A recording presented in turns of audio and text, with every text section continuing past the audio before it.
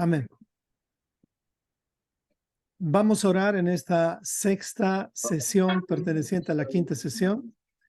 Gracias al Señor, he visto que hay mucho interés, así es que los felicito y me animan mucho para esto. Vamos a orar. Amado Señor, nos acercamos a ti una vez más para pedirte que tú seas quien nos dirija. Ayúdame especialmente, Señor, a mí para que la semilla de tu palabra salga por mi boca y ayuda a mis hermanos para que preparen bien sus corazones y también su capacidad de discernimiento, para que ellos puedan discernir y confirmar en las escrituras si lo que estamos hablando va de acuerdo a tu propósito, va de acuerdo a tu palabra. Ayúdanos, Señor. Oro esto en nombre de Yeshua. Amén y amén. Muy bien, estamos listos y vámonos directamente al tema. El tema de hoy es la última parte de la quinta sesión y pues, como siempre, para nada más estar claros de qué estamos hablando, el tema titula que es tiempo de parar, mirar y preguntar si estamos caminando por las sendas antiguas. Algunos le llaman, si quieres, raíces hebreas. No usamos mucho el término raíces hebreas porque las raíces hebreas en su mayoría más se están convirtiendo en una denominación más y por eso les recomendamos tener cuidado. No que sean malas las raíces hebreas, pues están muy buenas, una gran parte, pero tengamos cuidado con no caminar hacia la religión. O sea, ¿qué es la religión? Es aprender a guiarnos más por las tradiciones de los hombres, por las opiniones de los hombres, por los sentimientos y no basar nuestra fe en la historia, la antropología, la arqueología, evidencias razonables. Si tú no tienes una fe razonable, es decir, que se pueda verificar y nada más está basada en tus emociones, vas a terminar peleándote con todo el mundo. Entonces, para evitar las peleas es bueno tener tu fe razonable. ¿A qué me refiero con esto? Que, por ejemplo, si tú dices que crees en la gravedad, no solamente la hayas experimentado, sino también que sea un tema verificable. No sé si me explico. Se pueda verificar. ¿Ustedes pueden verificar la ley de la gravedad? Claro que sí. Me explico. No tenemos fe en la gravedad, esa fe positiva, esa fe mística. Tenemos fe en la gravedad en un sentido de que si yo salto de un edificio, me voy a matar. No sé si me explico. Esa fe, o sea, estoy seguro que me voy a matar, o por lo menos no voy a sobrevivir tal como estoy ahorita, ¿no? Me voy a lastimar muchísimo. O sea, uno tiene que tener cuidado con este tipo de principios. La Biblia está llena de principios como la ley de la gravedad. Así que el problema con esto es interpretarla de acuerdo a tu opinión o de acuerdo a la religión.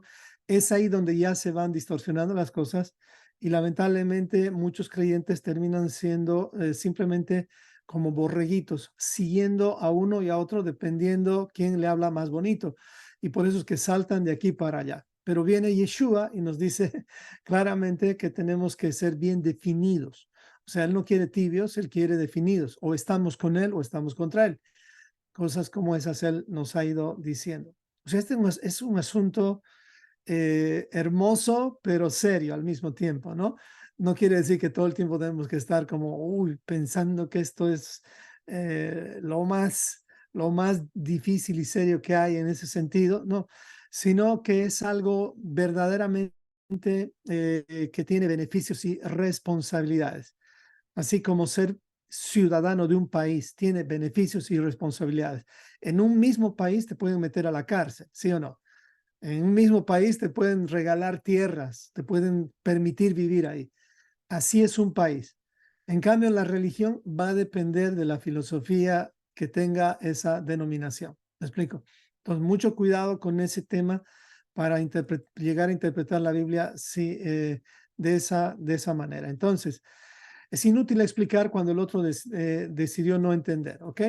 Esta historia que les estoy mostrando, que me tomó toda la clase anterior, nada más les muestro en un solo gráfico. Fíjense bien, tú le puedes, ya le sacaron foto a esto, pero fíjense bien, toda la historia de la humanidad se puede trazar siempre y cuando se considere a los judíos, o digo, se considere, claro, a los judíos y al pueblo de Israel, obviamente, porque son la única cultura en el mundo que puede trazar su historia, haciendo que se pueda verificar su arqueología y su contexto. La cultura china, por ejemplo, ellos tienen también bastante historia, pero mucha de esa historia no nos compete, es decir, no es para todos. La historia de los chinos es para ellos, igual que la de los fenicios, digamos que ya no existen, pero en cambio la historia bíblica habla de todas las naciones, esa es la diferencia. Hay culturas que tienen trazada su historia también, pero no como la cultura hebrea o la cultura de Israel, especialmente y gracias a los judíos. Ellos son los que han podido trazar y guardar esta información, pero por la dirección de Dios. Entonces, todo esto que tú ves lo puedes verificar. Hoy no vamos a hablar de esto, pero nada más quiero que te conectes con algo importante. Dios rompió el pacto con toda la humanidad cuando escogió solamente a un hombre. Nunca olvide eso. Con el resto de la humanidad, Dios no tiene un pacto. O sea, Dios no tiene un pacto con los gentiles. Dios tiene un pacto con su pueblo a través, obviamente, comenzando con Abraham por medio de Yeshua, por medio de Jesucristo. O sea, nadie puede decir que, porque no lo puede verificar, que Dios tiene un pacto con los gentiles o con las naciones. No tiene. Tú no vas a encontrar un solo versículo bíblico siquiera para explicar que Dios tiene un pacto con los gentiles. Así que ten cuidado con llamarte gentil. Gentil quiere decir de las naciones.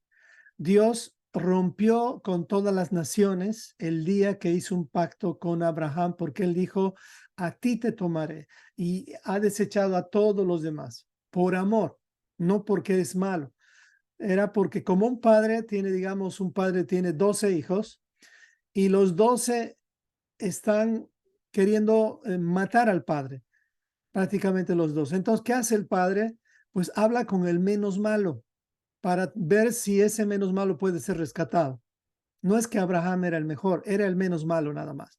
Entonces Dios escoge al menos malo de la humanidad y a partir de ese menos malo, Dios empieza un pueblo, una nación. Y es lo que tú ves ahorita en toda la tierra, una nación que se ha sembrado en todas las naciones por amor. Y ahora Dios ha mezclado su semilla, podríamos decir, esta es la única parte donde podríamos ver que la mezcla de Dios, en realidad la siembra de Dios, ha sido más porque su pacto en ese linaje, en ese semen, en ese esperma, vaya por todas las naciones y todos podamos ser alcanzados. Eso es lo que él ha hecho. A pesar de eso, dice, aunque estemos en Abraham, no todos los que estamos en Abraham nos vamos a salvar, sino solamente el remanente. Pero Dios está dando la oportunidad a todos. Si habría un juicio y todos culpan a Dios por el fin del mundo, Dios está libre porque en realidad todo el mundo ya fue condenado. No sé si me explico. ¿Quién del mundo ha sido bueno como para decir, este vale la pena salvarlo?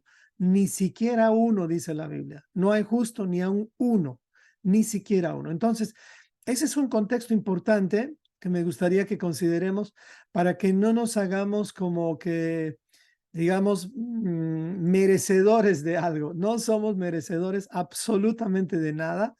Y no lo digo porque Dios es malo, lo digo porque Dios es justo. Porque si oramos por su justicia, ninguno de nosotros sobrevive.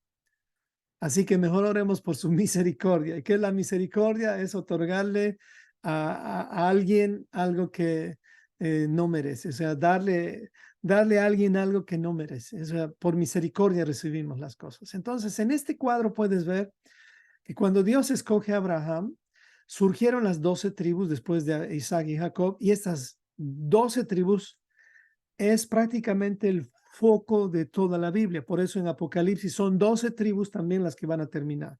Pero la historia que a ti te tiene que interesar tiene que seguir los pasos de estas 12 tribus, porque ahí se encierra tu salvación, nuestra salvación. Y eso es lo que vamos a ver el día de hoy. Entonces, ese preámbulo era importante. Dios rompió con todas las naciones e hizo un pacto con Abraham. En otras palabras, todos los demás, los que no creen, ya han sido condenados.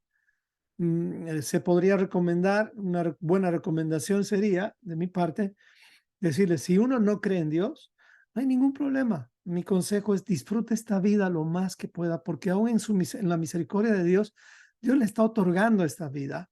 Porque si no, Dios ya lo hubiera, ya se lo hubiera llevado. Si usted está vivo todavía acá, disfrute lo más que pueda esta vida. Como dicen los noágidas, trate de hacer el bien, sea una buena persona. Pero también tengo que decirte que no estás en pacto con Dios. O sea, no hay un pacto, no hay una garantía que después de esta vida se te va a otorgar una visa a la vida eterna. Entonces es tu riesgo, yo no te puedo convencer, no te puedo presionar, ni Dios lo puede hacer. ¿Me explico? Ni Dios lo puede hacer, porque Dios te deja en una libertad en la cual tú escoges tu destino. Dos advertencias antes del fin de los tiempos, habíamos dicho, primero vendrá el evangelio, o sea, es decir, el evangelio se va a predicar a todas las naciones y no lo vas a hacer tú, no lo voy a hacer yo, no podemos. Es imposible hacer ese trabajo. Solamente podemos presentar el evangelio bien a nuestra familia. Esa es tu responsabilidad y la mía. ¿Por qué es que no es nuestra responsabilidad el evangelio a tal punto de perder a nuestra familia por ir a las misiones, que es lo que está pasando con gran parte de los misioneros? No es nuestra responsabilidad porque en realidad esto lo van a hacer, lo va a hacer un solo ángel. Vamos a leer Apocalipsis 14:6 dice, y vi volar en medio del cielo a otro ángel que tenía un evangelio eterno para anunciarlo a los que moran en la tierra y a toda nación, tribu, lengua y pueblo. O sea, aquí está. El evangelio eterno, o sea, el evangelio del reino, se va a anunciar a todas las familias y personas de la tierra. Todos van a saber, diciendo a gran voz, teman a Dios y denle gloria. Este es el objetivo por el cual estamos en esta tierra, para aprender a temer a Dios y darle gloria, porque la hora de su juicio ha llegado. Adoren al que hizo el cielo y la tierra, el mar y las fuentes de las aguas. En esto consiste prácticamente la vida. Dice Eclesiastés, el hombre más sabio e insensato del mundo llegó a esta misma conclusión. En esto se resume, dice la vida, temer a Dios y guardar sus mandamientos. Esto es el todo del hombre. Aquí lo confirma Apocalipsis. En esto consiste, ¿ok? Entonces, esa es la primera advertencia. No vivan como borregos, no vivan como las vacas, comen, nacen, comen, se reproducen y mueren. No es la vida del hombre así. La vida del hombre va mucho, mucho más allá. Bueno, vamos más adelante. Dice, segunda cosa a considerar antes del fin del mundo. Antes de la segunda venida de Yeshua vendrá primero la apostasía. ¿Qué es la apostasía? No le pregunte a cualquier persona, porque si usted le pregunta qué es la apostasía a un bautista le va a decir es apartarse de la doctrina bautista. Si le pregunta a un pentecostal, el pentecostal va a decirle es apartarse de la doctrina pentecostal. Así, va a tener que terminar preguntando a miles de denominaciones, porque cada una piensa que está en el camino. La única forma de ver si estamos o no en el camino es preguntarle a una brújula si estás o no en la dirección correcta, porque la brújula, el GPS, no te va a engañar. La brújula te va a decir cuál es la dirección, no importa que seas ateo, no importa que seas buena persona o mala persona, la brújula te va a decir la verdad. Y ahora, dependerá de ti si quieres o no escuchar. Entonces, ¿qué es apostasía? Es apartarse de la instrucción de Dios. Eso es apostasía, apartarse de la verdad bíblica. Eso es la apostasía bíblica. Apostasía bíblica. Entonces, revisa tu vida si estás en apostasía o no, porque el fin del mundo no viene en ese sentido para todo el mundo a tu vida. Puede venir cualquier momento a tu vida si el Señor te llama. Entonces, tenemos que aprender a estudiar así la Biblia. Y para eso les había recomendado aprender a estudiar en base a algo que le llamamos referencias cruzadas. ¿Qué son las referencias cruzadas? es que tú aprendas a no fundamentar tu fe en versículos sueltos de la Biblia. Tú y yo tenemos que tener la habilidad de, si agarramos un versículo para hacer una doctrina, por ejemplo, vamos a hablar de un tema ya que es un poquito controversial, digamos, la doctrina del Espíritu Santo, ¿ok? Tú no puedes agarrar ese pasaje del Espíritu Santo, por ejemplo, vamos a hablar de Hechos 1:8, cuando Jesús dijo, voy a enviar mi espíritu, les conviene que me vaya porque entonces les dejaré mi espíritu. No puedes agarrar de eso y a definir qué es el espíritu sin revisar lo que dicen los profetas y lo que dice la Torá. No puedes hacer una doctrina porque dice, nosotros estamos siendo construidos, edificados en base a tres cosas. La doctrina de los apóstoles y de los profetas va junto. En base, dice, a la piedra angular, fundamentados en la piedra angular. Son tres cosas que deben cualificar para definir que esa doctrina es bíblica. No agarremos la doctrina del Espíritu Santo y ya creamos una persona en algo que en realidad es un poder o la presencia misma de Dios. Porque tú vas a revisar hacia atrás y te vas a encontrar que en ningún lugar se le pone al espíritu como una persona. No es el tema, no se asuste, no voy a entrar a los temas. Si es para ti una persona, dale con eso. Yo no puedo discutir eso contigo porque no es el tema, pero te estoy diciendo, verifica dónde dice que es una persona para que empieces a tener una relación con esa persona como si fuera una tercera persona. Te invito a que nada más lo descubras. Pero si tú tienes una relación con el Espíritu de Dios, que es diferente al Espíritu Santo. ¿Dónde nació el Espíritu Santo? Pues ese nombre viene de latín, Spiritux Sanctus. Esto viene de los romanos, en realidad.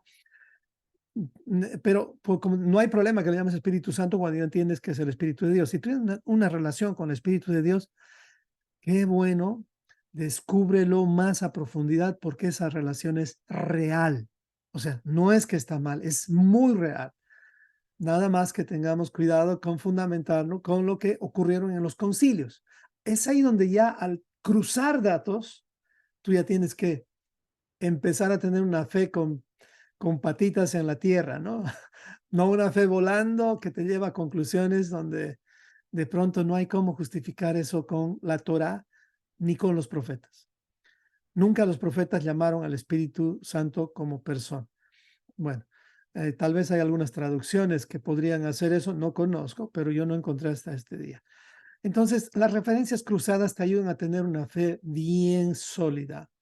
Entonces, ¿qué es una referencia cruzada? Como les dije, es simplemente cruzar información para ver si lo que crees tiene fundamento bíblico.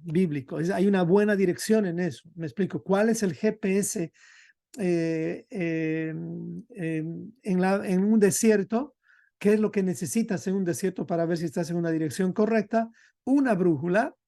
¿Qué es lo que necesitas cuando estás estudiando la Biblia? ¿Qué es lo que tú necesitas cuando estás estudiando la Biblia? Pues también necesitas una dirección. Y esa dirección no va a venir si no tienes el GPS de la Torah. Esto solo comienza si primero eres humilde para arrepentirte, porque si no, mira todos los caminos que hay en el mundo. Tú vas a tomar cualquiera de estos y vas a pensar que estás en lo correcto, pero mejor, así como un hombre sensato utiliza una brújula para saber en qué dirección estamos, no saques conclusiones de la vida sin haber revisado por lo menos una vez en tu vida lo que dice la Torah, porque en la Torah está el fundamento de toda la doctrina, de todas las doctrinas. Y lamentablemente, la Torah es el libro más desconocido por la mayoría de los creyentes. Por lo menos eso ocurría hasta hace unos 5 años. Gracias a Dios, en estos últimos 5 años, con errores, cicatrices y muchas complicaciones, la Torah está siendo predicada. ¿Ok? Y eso es bueno. La idea es predicar la Torah con el intérprete, con el único intérprete habilitado que es Cristo, Yeshua. Entonces, utilice la Torah bajo la interpretación de Yeshua y le aseguro que usted va a entender mejor las cosas. Las referencias cruzadas en la Biblia son la clave del éxito, diríamos, porque la Biblia tiene más de 63.770 referencias. Acá está en todos los libros de la Biblia, desde la Torá hasta el Apocalipsis. ¿Qué es la Torá? Es el Pentateuco, Génesis, Éxodo, Levítico, Números y Deuteronomio. ¿Ok?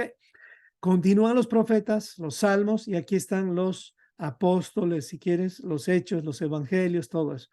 No hay cosas sueltas en la Biblia. Cualquier versículo que utilices en la Biblia tiene que tener una referencia en algún punto para que todo eso te lleve a la Torá o a lo que dijeron los profetas. Y los profetas nunca hablaron sin la dirección de Dios. Es decir, los profetas no han hablado por su propia cuenta. Cuando un profeta hablaba por su propia cuenta y eso que decía no estaba verificado en las escrituras, es decir, en la Torá, ese profeta era considerado un falso profeta. O sea, ahora mismo ya puedes tú ver quién es falso y quién no es falso. Si cualquier profeta en este tiempo te habla algo que no está verificado en la Torá, entonces simplemente no lo juzgues, no quiero que le tires piedras a nadie, pero no creas esa profecía. Y además, no es necesario creer en profecías dadas por los hombres. En realidad eso no les recomiendo.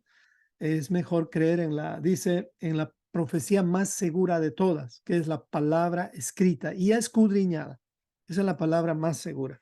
Porque la suma de la palabra, ahí encuentras la verdad. No en un versículo, sino en una suma. Es decir, hay un versículo, ese versículo tiene que tener un fundamento. Eso es sumamente importante para que tú puedas usar la constitución del reino, o sea, la Biblia. Lo mismo sucede en un país. La constitución política de un país no puede ser usada solamente en base a un artículo. Ese artículo tiene que tener una base sólida que no contradiga la constitución política. ¿Me explico? Entonces, es necesario aprender a usar toda la escritura y aprender a trazar la escritura. Eso les va a llevar, como les dije, con mucha responsabilidad, por lo menos un año. Ahora, hay 4 niveles de interpretación. Recuerdo que hace un tiempo mi querido Mike nos hizo una pregunta sobre Cábala. Entonces, aquí la respuesta más amplia. Hay 4 niveles de interpretación bíblica. Uno es Peshat, que significa ir a lo simple, a lo claro, a lo fácil. Segundo nivel de interpretación es Remes, que significa ya encontrar pistas, como los detectives. Ya usamos pistas para encontrar el significado o interpretar eso. El 3 es investigar y escudriñar. Esto ya no es no es cualquier detective. Aquí estamos hablando, por ejemplo, vamos a decir, de agentes secretos, o sea, ya gente que tiene más tecnología. Y el nivel SOT, el último nivel, es el nivel del misterio. El misterio no es malo cuando viene de Dios. El misterio es malo cuando no viene de Dios, porque ese misterio generalmente te lleva a la muerte. En cambio, el misterio de Dios siempre te va a revelar luz, o sea, vida. A ese misterio nos referimos. En este nivel está Cábala, si quieres, y no les recomiendo. ¿Por qué razón? Porque Yeshua no nos ha recomendado llegar a este misterio, ¿ok? Él nos ha pedido que vayamos de lo simple, nada más nos quedemos en lo simple y vayamos avanzando tal vez hasta escudriñar, tercer nivel. Escudriñen las escrituras. Eso es lo que nos dice la Biblia. Estos son los 3 niveles que tú deberías querer, en los cuales deberías vivir, porque la vida no te va a alcanzar. Escúchame bien esto que te digo. No es que te estoy diciendo no estudies Cábala, porque no, de pronto tú eres un superdotado que cree en Yeshua y pues dale, entonces dale con Cábala, pero personalmente hasta este día muy pocas personas podría decir que son responsables para utilizar lo que es Cábala, porque la mayoría, incluso hay ateos que estudian Cábala, pues es como que están usando los bisturís de un médico para, para comer sus alimentos. ¿Usted comería con sus bisturís? No, no es apropiado. Me explico, no es apropiado. Están haciendo cosas que no son, que te llaman la atención, pero por favor, no entre a eso.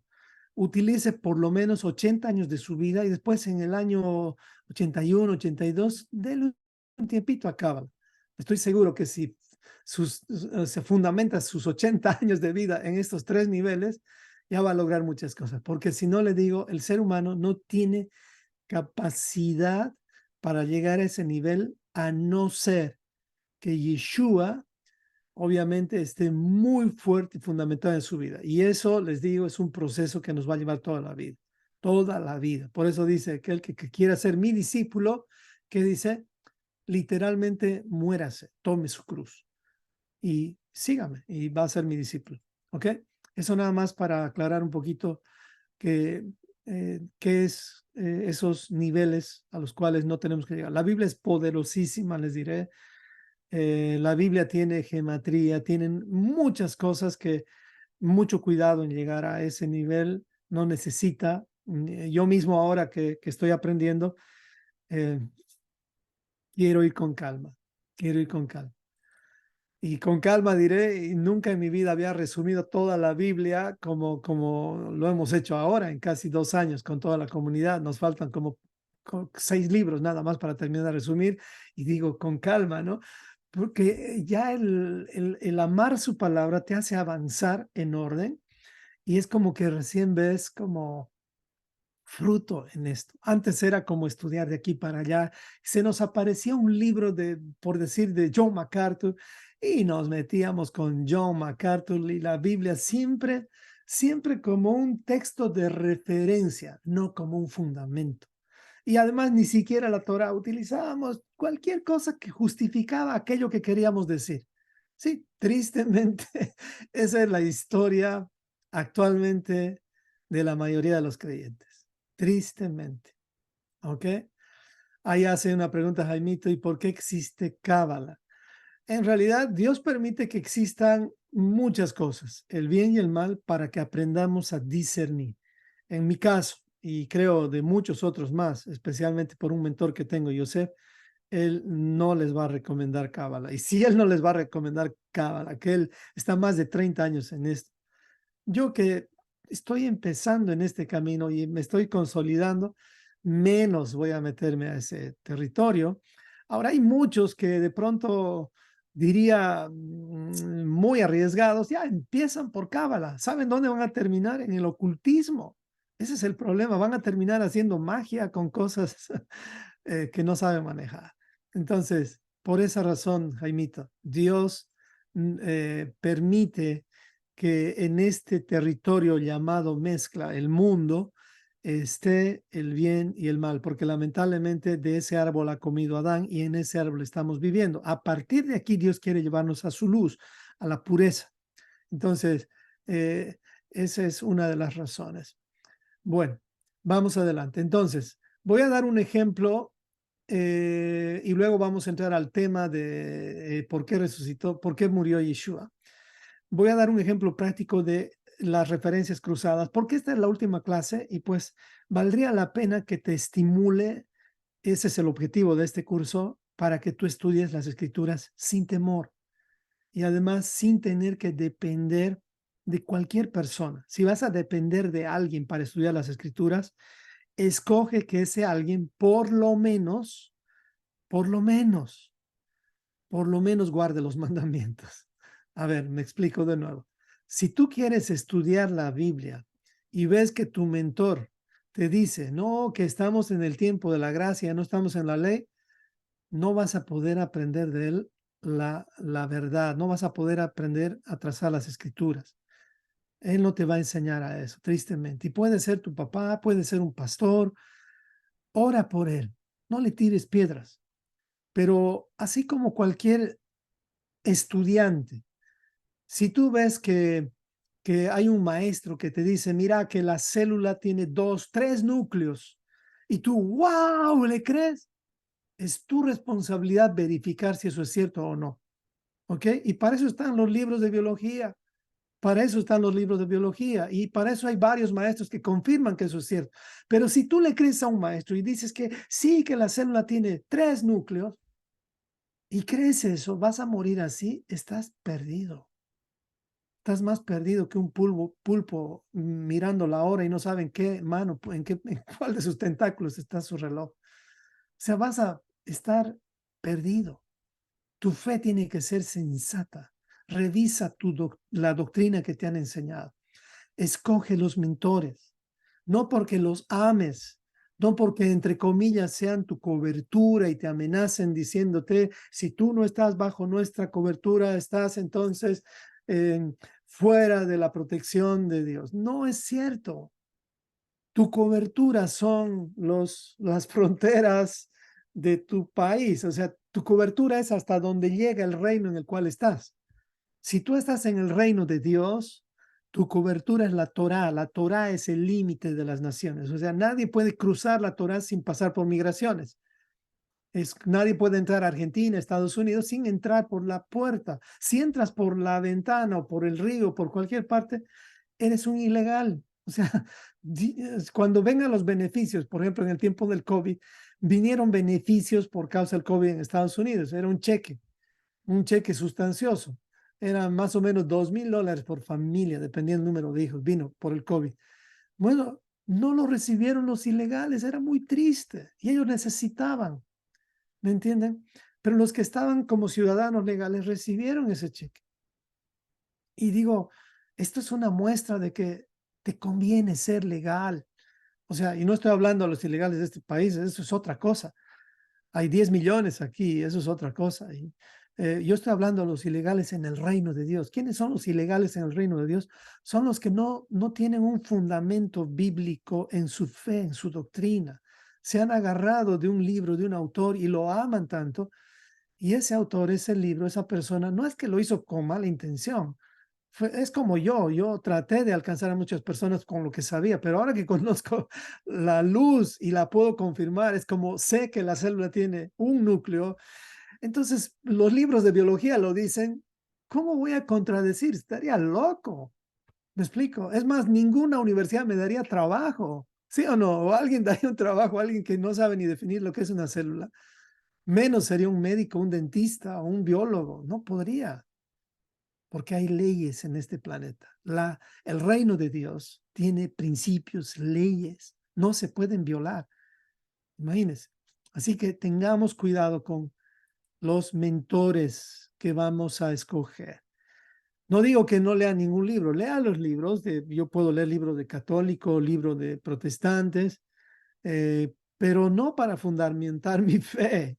No, yo lo leo por cultura, para tener un conocimiento cultural de cómo es que piensan también ellos, ¿me explico? Y para saber defenderme después. Bueno, ejemplos prácticos. Vamos con el ejemplo. Por ejemplo, ¿qué es el nuevo pacto? Pregunto a los nuevos, vamos a poner, escriba en el chat, ¿qué es para usted el nuevo pacto?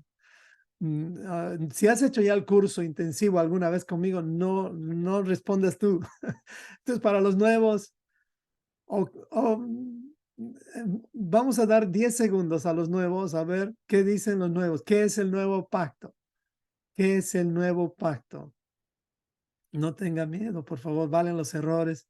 Todos nos equivocamos. Bueno, entonces, esa pregunta ya nos tiene que hacer pensar. ¿Qué es el nuevo pacto?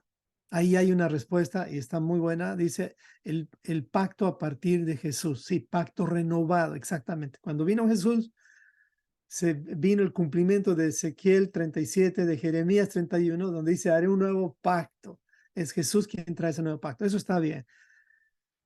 Pero les pregunto, este pacto nuevo en cuanto a su contenido de mandamientos es diferente al primer pacto? Pregunto, ¿qué piensan? ¿Qué piensan? Hay iglesias que le van a decir que el nuevo pacto es esto y el otro, y el antiguo pacto está lleno de leyes, lleno de cosas.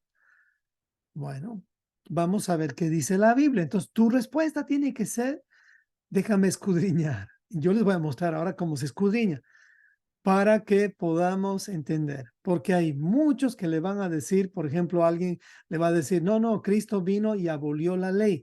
Ahí hay que pensar y decir, ¿estás seguro? ¿Dónde dice eso? En un versículo o en dos, pero si no cruzas eso, aunque 10 versículos lo digan, estás usando la Biblia como si fuera un libro de pensamientos positivos. Uno utiliza el que quiera dependiendo de la persona con que habla. Pues así no se usa una ley, no se usan los principios. Así tú no puedes usar la ley de la gravedad dependiendo de la persona. La ley de la gravedad se va a cumplir con cualquier persona. Así son los principios bíblicos. Veamos entonces, ¿qué es el nuevo pacto? Entonces vamos a analizar esto rápidamente. Lo voy a hacer rápido, por favor, saque fotos, ya después usted lo hace con calma en su casa porque si no nos llevaría mucho tiempo y eso estoy tratando de controlar ahora. ¿Qué es el nuevo pacto? Rápidamente, usted lo que va a hacer es agarra una Biblia. Le recomiendo una buena Biblia, podría ser la Thompson porque tiene mucha referencia. Una buena Biblia, en este caso la Thompson tiene muchas referencias. Busque un pasaje bíblico. En este caso, vamos a buscar del Nuevo Testamento, porque generalmente del Nuevo Testamento se han sacado las doctrinas que están torcidas. Ese es el problema. No saque doctrinas del Nuevo Testamento, porque para eso no es el Nuevo Testamento. El Nuevo Testamento es para confirmar la doctrina. Es para eso. Los profetas son para confirmar la doctrina. ¿De dónde se saca la doctrina? De 5 libros. Dios nos hizo fácil el asunto. La doctrina no sale de ningún otro libro. La doctrina, la pureza de la doctrina, la sana doctrina, solamente sale de lo que Dios dictó al hombre. El resto son ampliaciones nada más. Bueno, tomamos el versículo de Mateo 26, 27 al 28. Dice, y tomando la copa y habiendo dado gracias, les dio diciendo, beban de ella todos, porque esto es mi sangre del nuevo pacto, que por muchos es derramada para remisión de los pecados. Muy bien, agarramos esta palabra nuevo pacto. Tú leíste esto y dices, ¿qué es el nuevo pacto? Viene alguien sin Torah y te va a decir, el nuevo pacto es el pacto vigente, porque el antiguo pacto ya pasó. Si llegas a esa conclusión, muy rápido llegas a esa conclusión. Vamos a escudriñar. Entonces buscas, ¿y qué dice? Nuevo pacto y te da otro versículo, Romanos 11:27. Fíjese bien. Vamos a cruzar datos de lo que Yeshua dice aquí con Romanos 11:27. Vamos con la misma Biblia Thompson y nos vamos a Romanos 11:27. Pero antes, vaya al diccionario de Thompson, porque Thompson también tiene un diccionario, y si no encuentra ahí el significado de la palabra, se va a la concordancia Strong. Ahí va a encontrar que la palabra pacto quiere decir contrato, acuerdo, si quiere. Entonces, un poquito ya para abrir más la luz. Hasta aquí llega alguien sin Torah. Ya empiezas a hablar del contrato y le pones que es un nuevo y que hay un antiguo pacto. Hasta aquí hablan los que no tienen Torah. Los mentores sin Torah, pastores, teólogos, maestros en divinidades que no entienden lo que es la Torah, van a llegar a conclusiones nada más superficiales. Pero esto no es a lo que se refiere aquí Yeshua. Vamos al siguiente versículo entonces. ¿Ok? Ok, vamos. Nuevamente, Biblia Thompson, Romanos 11:27. ¿Qué dice Romanos 11:27? Aquí dice, y este será mi pacto con ellos cuando yo quite sus pecados. ¿Ok? O sea, este pacto hay una condición cuando yo quite sus pecados. O sea, no es un pacto cualquiera. Además, dice este pacto la restauración de Israel. O sea, ¿acaso es con Israel solamente el pacto? Les dije antes, no hay un pacto con los gentiles. No hay un pacto con los gentiles. Entonces, solamente hay un acuerdo, un matrimonio, un compromiso, un convenio con los gentiles. O usted, por ejemplo, cuando ha escogido a su esposa, hablo a los varones, ha hecho un convenio con todas las mujeres. Yo creo que no. Ha hecho un convenio con una mujer. Otro es el tema, si hablamos de lo que pasó antes con el tema de David, que tuvo 7 esposas. No vamos a hablar de eso, pero eso tiene un justificativo que en otro tema, en otro momento le puedo explicar. Lo mismo con Jacob, lo mismo con Abraham. Isaac fue el único que no tuvo dos. Bueno, entonces, seguimos profundizando, pero hasta aquí no podemos ver todavía, así que necesitamos revisar qué dicen los profetas para ver después qué dice la Torá. ¿Ok? La Biblia se cruza, se escudriña así, yendo hacia atrás si estás en el Nuevo Testamento. Ok, vamos a hacer esto. Entonces, con este versículo, ahora sí le puedes sacar foto, vamos a ver qué profeta mencionó algo parecido a esto que estoy tratando de estudiar. ¿Ok? Vamos entonces a revisar. Usted agarra su concordancia y busca pacto en el Antiguo Testamento, mal llamado así, y nos vamos a encontrar en la misma Biblia Thompson con muchos pasajes, muchísimos pasajes. Y encontramos a uno, Jeremías 31, y dice aquí, he aquí vienen días, dice el Señor, en los cuales haré nuevo pacto. O sea, nuevo pacto ya se menciona en el antiguo pacto. Aquí ya derribamos a muchos que dicen que vivimos en los tiempos del nuevo pacto. O sea, ya no existe, no vivimos en el tiempo del antiguo pacto. Está mal manejado este concepto, porque no es que vivimos en los tiempos del nuevo pacto así, simplemente. Hay un nuevo pacto desde Cristo, pero no es que vivimos en el tiempo del nuevo pacto y que el pacto anterior ya está antiguo o anticuado o ya no sirve. Eso no es cierto. ¿Qué es el nuevo pacto? Todavía no puede llegar a conclusiones así. Si llegas ya a una conclusión en este punto, te estás perdiendo de revisar, y a no ser que ya lo entiendas, a no ser que ya lo entiendas. Si entiendes Jeremías 31, el capítulo 31, ya te vas a dar cuenta, lee el contexto, ¿ok? En este caso estamos encontrando que Jeremías habla del nuevo pacto, diciendo además con quiénes va a hacer este pacto. Veamos, he aquí vienen días, dice el Señor, en los cuales haré nuevo pacto con la casa de Israel. Pongan en el chat quiénes son la casa de Israel, cuántas tribus tiene la casa de Israel, por favor, a ver, pongan en el chat en este momento cuántas tribus tiene la casa de Israel. Muy bien. Y con la casa de Judá, ¿cuántas tribus tiene la casa de Judá?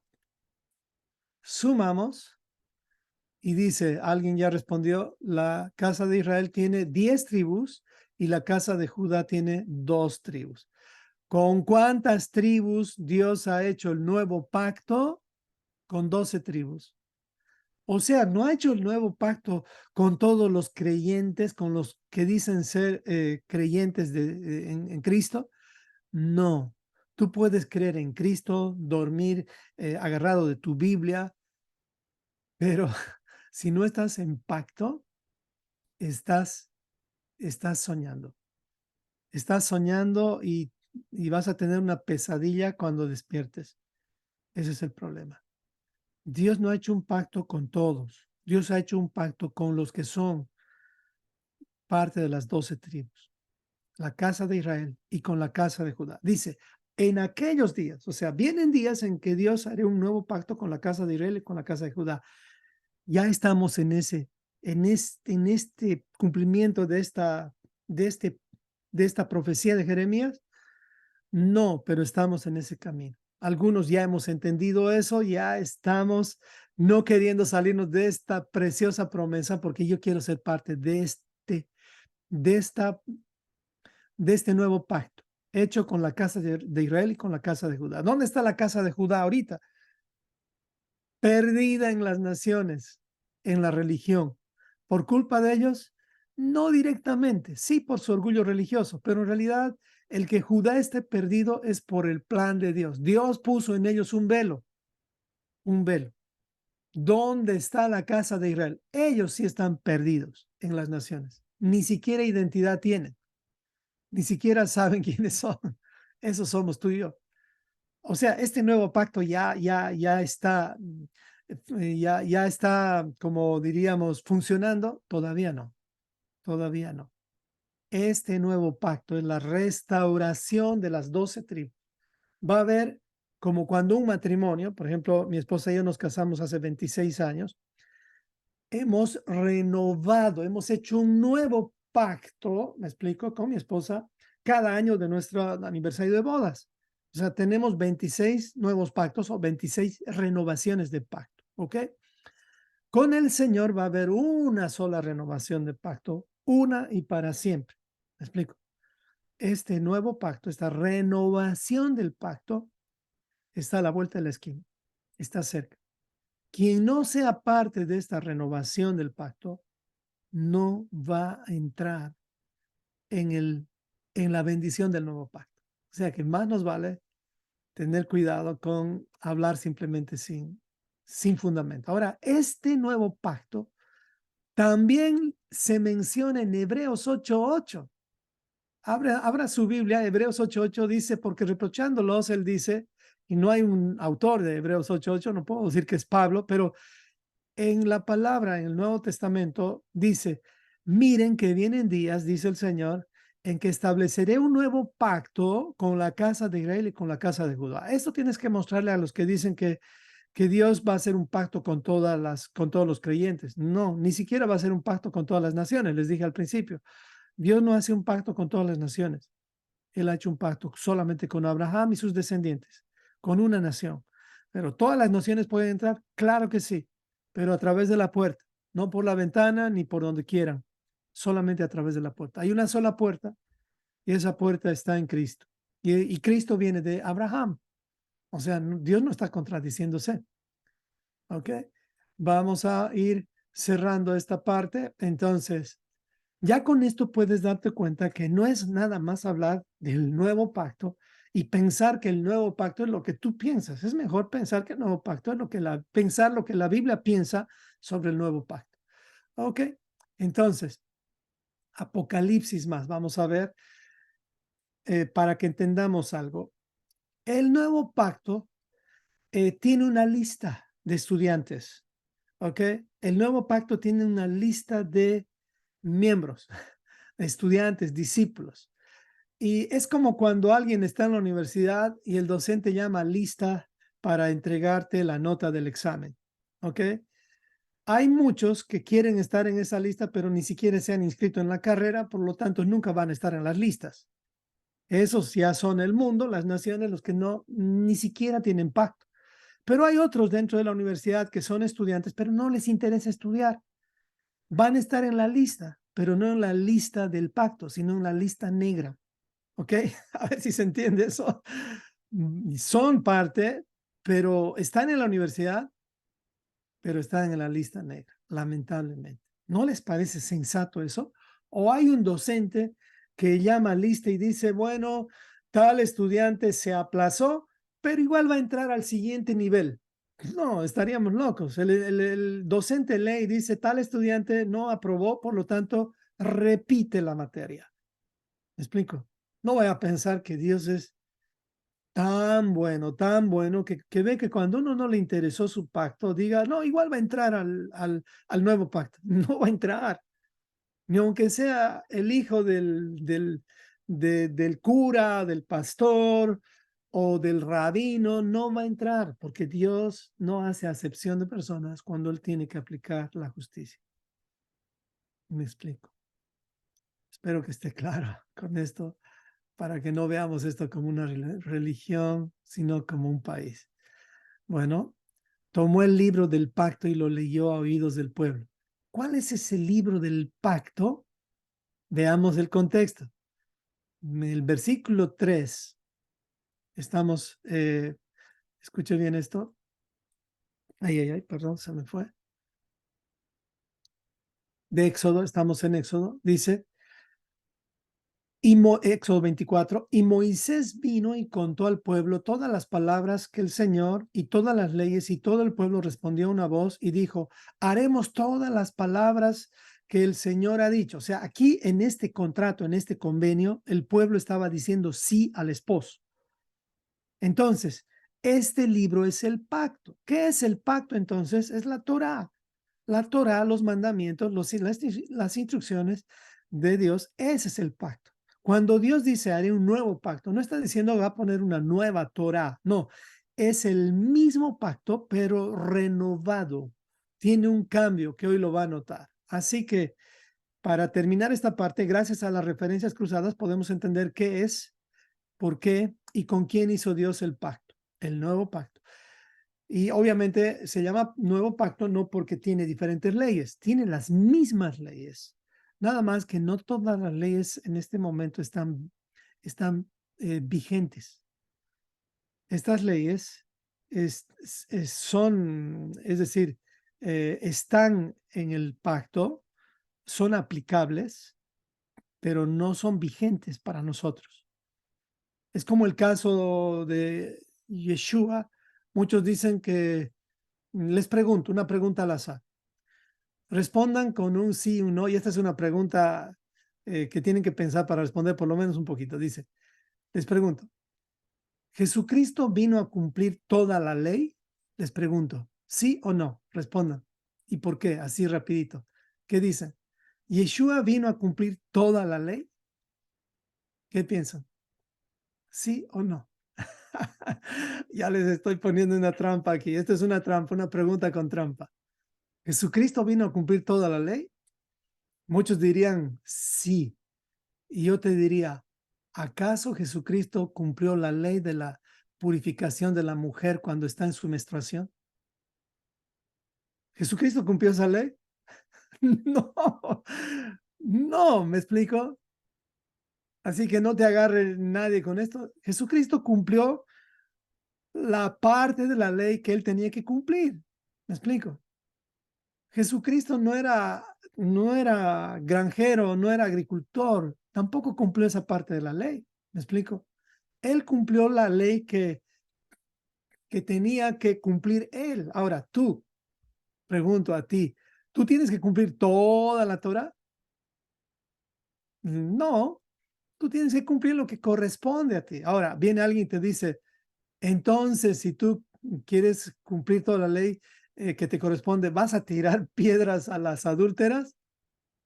Pues mi respuesta sería, pregunto, no sé, ¿tú te atreverías a ponerle un ticket, una multa a alguien que está en el camino, en la calle y le dices, no, no, no, tú te has pasado del límite de velocidad, así que tu multa son $50? ¿Tú harías eso? La persona que está recibiendo el ticket de ti lo recibiría y te diría, sí, te tengo que pagar. Estarían locos. ¿Por qué tú no puedes darle un ticket de una multa a alguien? Porque no se te ha dado la autoridad. No tienes la autoridad. No vivimos en un mundo en el cual la Torá es la autoridad. Vivimos en un mundo en el cual la autoridad es el sistema de este mundo. En el sistema de este mundo hay leyes buenas también. Las leyes de tránsito son parte del sistema de este mundo, pero son corruptas. En algunos lugares se cumplen, otros no. ¿Ok? Entonces, mucho cuidado con eso. Yeshua vino a cumplir la ley que a él le correspondía cumplir. La cumplió toda en ese sentido. ¿Ok? Ahora, tú y yo tenemos que cumplir toda la ley, la que nos corresponde. ¿Ok? No podemos tirar piedras a nadie porque nos metería la ley del sistema de este mundo, nos va a meter presos y Dios lo va a aceptar. ¿Cuándo se va a volver a poner la ley del apedreamiento de las adúlteras? Pues cuando la autoridad principal de la Torah esté vigente en el milenio. En el milenio no vayan a creer que vamos a buscar una corte de justicia de este mundo. No, la corte de justicia la va a poner Yeshua. ¿Y cuál va a ser la constitución que va a estar vigente? La Torah. Ahí sí la Torah va a estar vigente. Ahí sí. Porque la Torah es eterna. Nunca olvidemos eso. Así que por eso tenemos que aprender la Torah. No es que Yeshua va a gobernar con nuevas leyes. La Torah es eterna. Es bueno que la conozcamos. Perdóneme que le estoy haciendo volar la cabeza un poquito. Algunos, algunos ya se están riendo por eso, pero bueno, gracias por la paciencia conmigo. Entonces, para un mejor entendimiento vamos a hacer preguntas, pero voy a pasar esto rápido porque no me va a dar el tiempo de nuevo. Señor. Entonces, ya tienes lo que hiciste, ya cruzaste las referencias, ya tienes las referencias cruzadas. Ahora tienes que hacerte todas las preguntas posibles para entender eso. ¿En qué contexto Jesús habla ese versículo que habíamos dicho? ¿Será que Jesús está hablando en el contexto de la Santa Cena que se celebra en muchas iglesias protestantes? No, eso ya fue inventado por Roma. Eso viene de la Eucaristía, la Santa Cena que se practica en la mayoría de las iglesias, viene de la Eucaristía, ¿ok? Viene del vino y de la hostia. Nada más que Lutero lo trajo como vino y como pan. No es la diferencia. Y ellos lo hacen con vino. Los luteranos lo hacen con vino realmente. Los protestantes han avanzado un poquito en eso y lo hacen con jugo de uva porque respetan a los alcohólicos que se convierten. Ok, en ese contexto, ¿Dios lo hizo? No. ¿En qué contexto Jesús dijo esto? Esta es mi sangre del nuevo pacto. Esto es importante entender. Lo hizo en el contexto de la fiesta de Pesaj. ¿Qué va a entender una persona que no sabe qué son las 7 fiestas? Va a terminar en Semana Santa. Va a terminar pensando que los huevos tienen, que los conejos tienen huevos. ¿Se da cuenta la fe en la cual hemos sido educados? Es ahí donde tú tienes que ver contexto. ¿En qué contexto está hablando que Jesús, y tomando la copa y habiendo dado gracias, les dio diciendo, bebed de ellos todos, porque esto es mi sangre del nuevo pacto? De aquí sacan la Santa Cena. Sí, es una cena, pero es la cena de Pesaj. La cena de Pesaj. Sí, claro, Jesús también repartió el pan, pero era una cena. Lo que se usa como pan, lo que se usa y ni siquiera es cualquier pan, es pan sin levadura. Entonces ya puede ver lo que se usa. O sea, no vamos a poder bañar a un cerdo, me explico, y pensar que el cerdo se va a mantener limpio. El cerdo tiene que cambiar de naturaleza y transformarse a cordero para poder realmente estar en ese pacto. Bueno, hay muchas referencias en el Nuevo Testamento sobre esto, ya les había hablado en Marcos, Lucas. Entonces, comienzas a escudriñar, así se escudriña la Biblia, lleva tiempo escudriñar, te vas al origen del nuevo pacto, encuentras que son las dos casas, también te das cuenta que el pacto, el nuevo pacto, es el mismo, son las 10, por ejemplo, las dos tablas, las 10 leyes, no están, no han sido abolidas. Nada más que ahora están escritas en el corazón. Ese es el nuevo pacto. ¿Ok? Bueno, esa es la transición del nuevo pacto. Dice que este nuevo pacto, el primer pacto, tenía un defecto. Por esa razón muchos dicen que esto se refiere a la Torá. No, la Torá no tiene ningún defecto. ¿Acaso la palabra de Dios puede tener un defecto? Entonces, esta traducción no te va a ayudar a entender. Tienes que ir a profundizar. Nada más para pasar esto rápido, te voy a hacer recuerdo que la ley de Dios es perfecta, no tiene defecto. Cuando se hace un pacto, hay estos componentes. Un pacto está compuesto por dos partes. En este caso, Dios y el que va a aceptar el pacto. Israel. Dios no ha hecho un pacto con otras personas. No hay creyentes que no sean parte de Israel. Si eres alguien que no eres parte de Israel, eres un gentil. Y pues como gentil, no hay pacto con los gentiles. No hables livianamente, soy gentil. O sea, cuando dices gentil, estás diciendo estoy fuera del pacto. Bueno, ¿cuáles son los componentes del pacto? Dios, el que da el pacto, Israel, el que recibe el pacto y el pacto mismo escrito. Entonces, en estos tres, ¿quién o qué podría tener un defecto? ¿Dios podrá tener un defecto? No, Dios no puede tener un defecto. El único que puede tener un defecto es el hombre, porque el pacto de la palabra de Dios no tiene defecto. No tiene defecto. En otra clase te voy a mostrar cómo se puede demostrar eso, pero hoy no puedo por el tiempo. Entonces, cuando leas Hebreos 8:6, muchos utilizan esto, porque si aquel primer pacto, o sea, aquel primero hubiera sido sin defecto, ciertamente no se hubiera procurado lugar para el segundo. Muchos usan esto para decir que ahora el Antiguo Testamento ya no está vigente. Y eso es no han leído el contexto de Hebreos 8. Ok. Bueno, vamos adelante. Hay mucho más. El libro del pacto, ya saben cuál es la Torah. La Torah, los 5 libros estaban solamente en un rollo. Por eso se llama el Sefer Torah en hebreo o el rollo de la Torah. Un solo libro. Ya después, poco a poco, lo dividieron en 5. Génesis, Éxodo, Levítico, Número, Deuteronomio. Por eso no puedes leer tampoco Éxodo sin leer Números y sin leer Levítico. No se puede. No puedes. No puedes leer, porque no vas a entender de dónde nos sacó Dios, y menos Éxodo sin Génesis. No puedes leer Génesis sin Éxodo. O sea, me explico. Es un solo libro. Nada más que los conocemos como 5. Es un solo libro. Se ha hecho 5 para facilitarnos, nada más. Ok. Bueno, vamos a otra palabra, pero no lo voy a explicar porque voy directamente a por qué murió Jesús, ¿ok?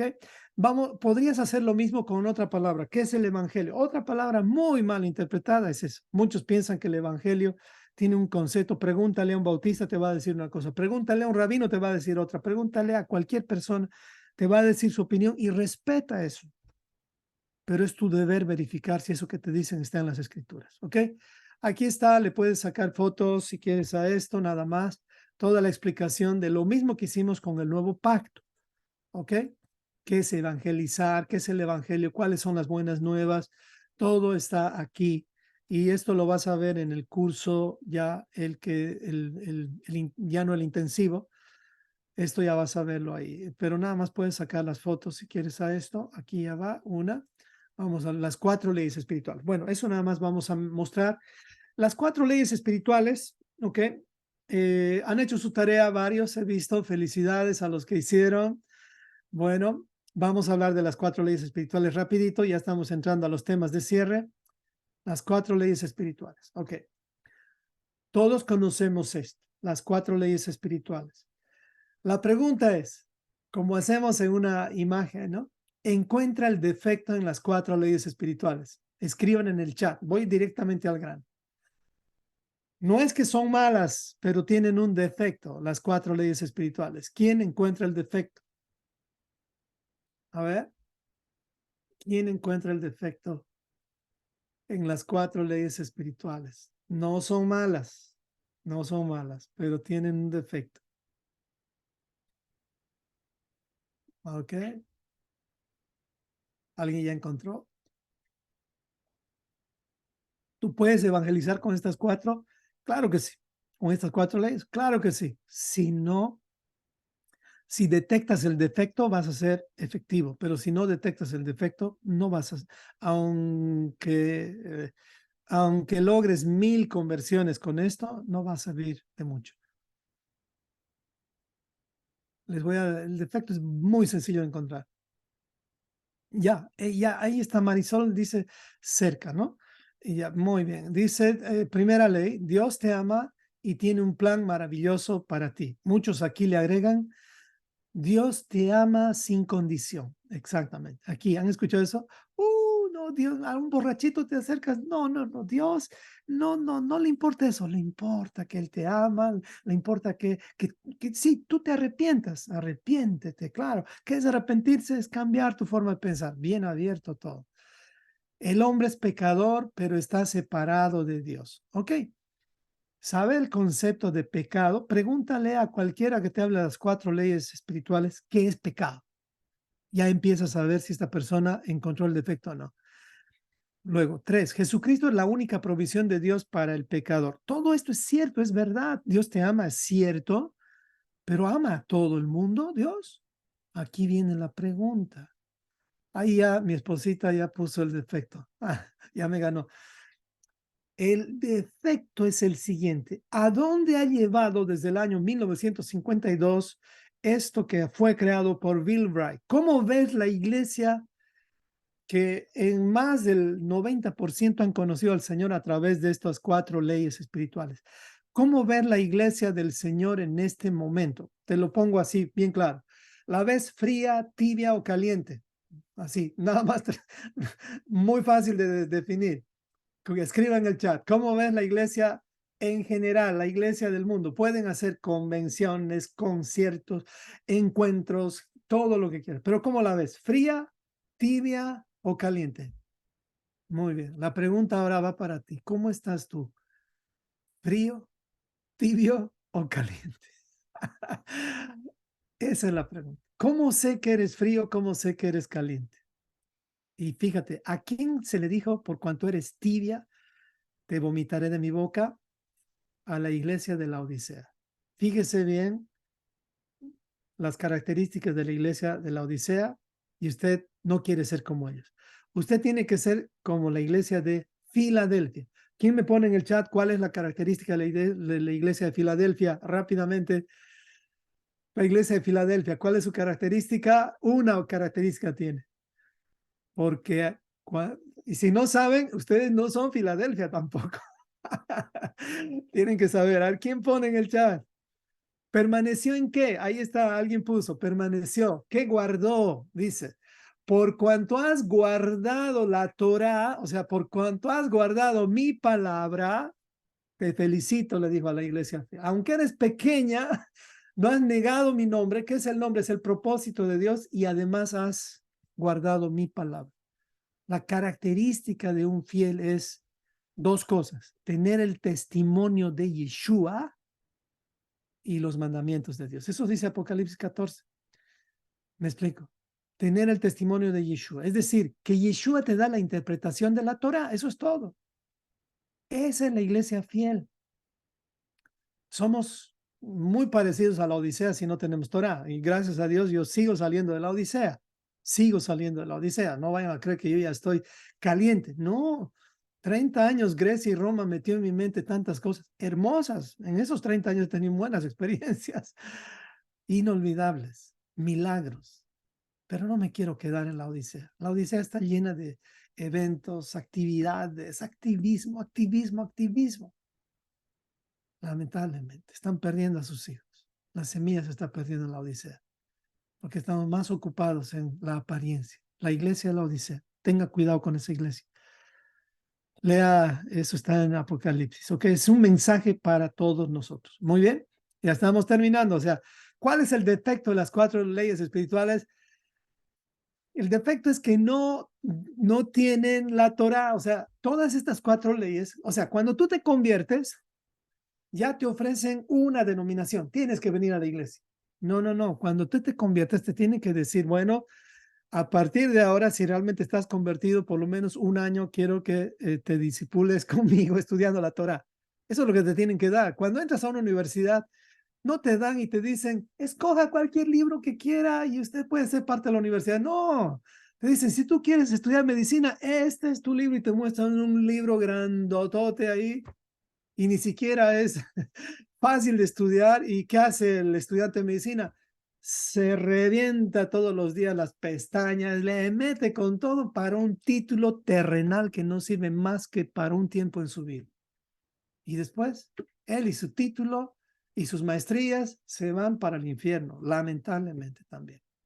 Perdónenme si estoy ofendiendo a alguien, espero no. Pero quiero decirles la verdad, entrar al reino de Dios es como entrar a una universidad. Y si tú dices que te has convertido, tienes que estudiar poco a poco la Torá. La Torá no te va a hacer daño, te va a ayudar a comportarte bien, a vivir feliz esta vida hermosa. Bueno, entonces ya encontraron el defecto. No es malo esto, el defecto está en que esto no te va a llevar a guardar la Torá si el que lo está diciendo no conoce la Torá. El defecto también está en la persona que utiliza esto. ¿Acaso es malo decir Dios te ama? No. Que Dios tiene un plan maravilloso es precioso. Para alguien con Torá ya te va a llevar a la historia de Abraham. El hombre es pecador, te va a mostrar que has transgredido la ley. No te va a decir que no, que ahora ya no tienes que guardar la ley. Solamente ama a tu prójimo y ama a Dios. En eso consiste la ley. Pero hay que preguntar, ¿y cómo amo a Dios? Pues son 4 acciones para amar a Dios. ¿Cómo amo a mi prójimo? 6 acciones para amar a mi prójimo. Tarea para la casa, para los que no saben. Jesucristo es la única provisión de Dios. ¿Verdad? Claro que no hay otro cordero, es el único. Puede recibir a Jesucristo como Señor y Salvador. Bueno, esto también es cierto hasta cierto punto. En realidad, quien te recibe es Él, no tú a Él. Él te escoge. ¿Ustedes sabían eso? Él no se escoge. Esto viene igual parecido a que, por ejemplo, un entrenador de fútbol. ¿Será que, o sea, en lo correcto, ¿no? ¿Será que los jugadores escogen al entrenador o el entrenador escoge a los jugadores? ¿Qué creen? En un equipo de fútbol. El entrenador. ¿Me explico? Yeshua es el entrenador. Él no te va a escoger si no oyes su voz. Dice, mis ovejas oyen mi voz y me siguen. En otras palabras, ¿será que todos son ovejas? No. El hecho de que lleves en tu carro yo amo a Cristo no te hace discípulo, no te hace oveja. Te hace cabra, tal vez, porque sí, sabes quién es el director técnico, sabes quién es Jesús, pero no le sigues. Tú sigues a un hombre, sigues a un pastor, sigues tal vez a un rabino. Si no sigues a Yeshua, no vas a guardar la Torah de acuerdo a lo que él dice. Ok. Bueno, no me tiren tomates, por favor. Bueno, este folleto no es malo, entonces el problema no está en el folleto. Yo no estoy en contra de estas 4 leyes. El problema, el defecto está en que si estas 4 leyes no te dirigen a la Torah, pues ahí estamos más que Adán perdido buscando a su suegra.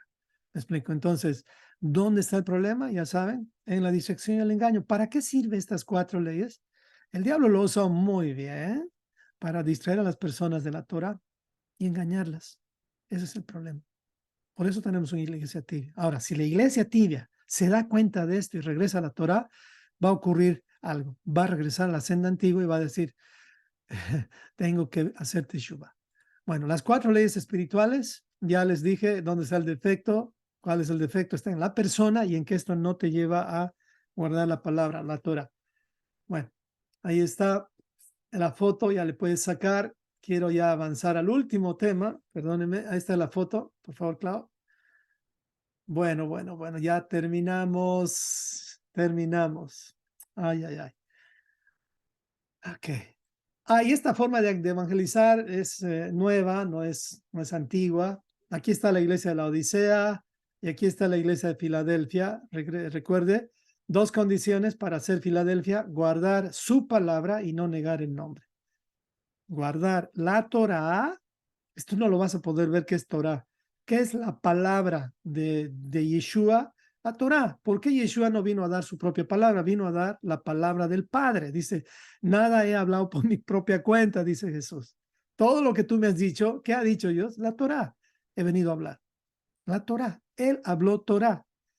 Y además no ha negado el nombre. ¿Ok? No negar el nombre. Bueno, ¿por qué murió Cristo? Ok, bueno, esto no, esto no, esto no, esto no. Oh, wow, perdónenme que hay tanto, no sabía que había tanto.